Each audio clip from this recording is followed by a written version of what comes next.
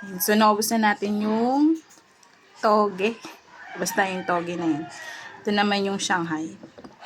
10 pesos siya dito sa naglalako sa amin. Sarap. Sarap niyang gumawa ng sausawan. Tama-tama lang yung suka.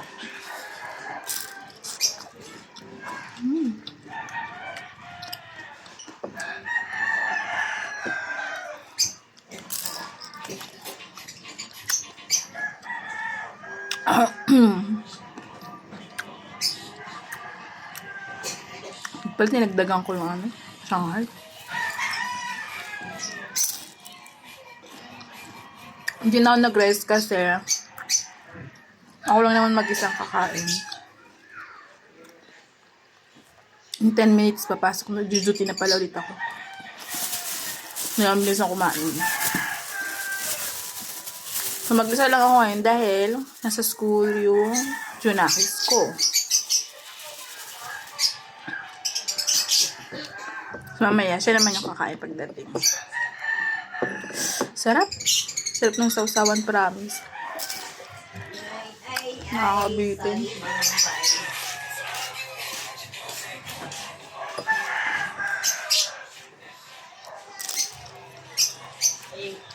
Ay.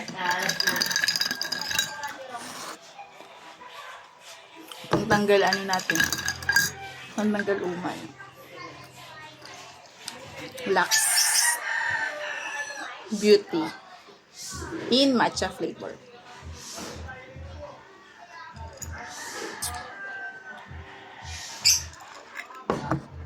Siguro masarap to pag nilagyan ng ng pearl.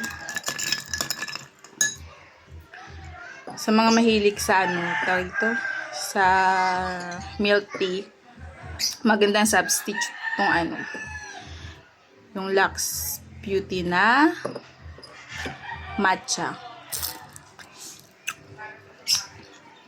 Lagyan mo na ng pearl. Sarap, suka.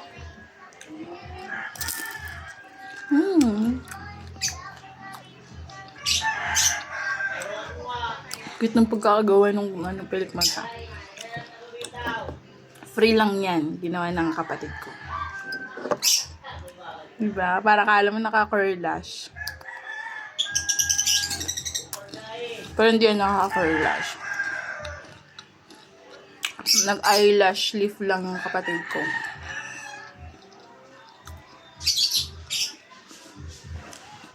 Diyan filter. Diyan filter na eyelash lift ko. Talagang yan.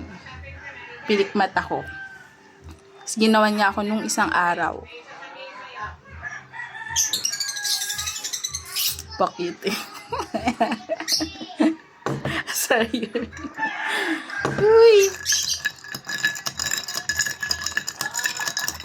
Busing ko lang, tapos mag-iin na. Sarap.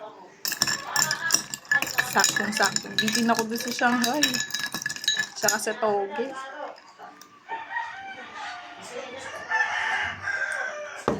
Five minutes na lang, mag-iin na ako. Lubos bigla yung Sarap. Yung sarap.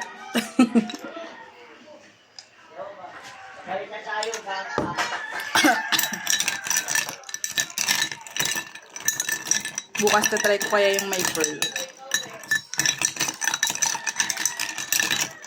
So, mga mahilig mag-matcha, yan.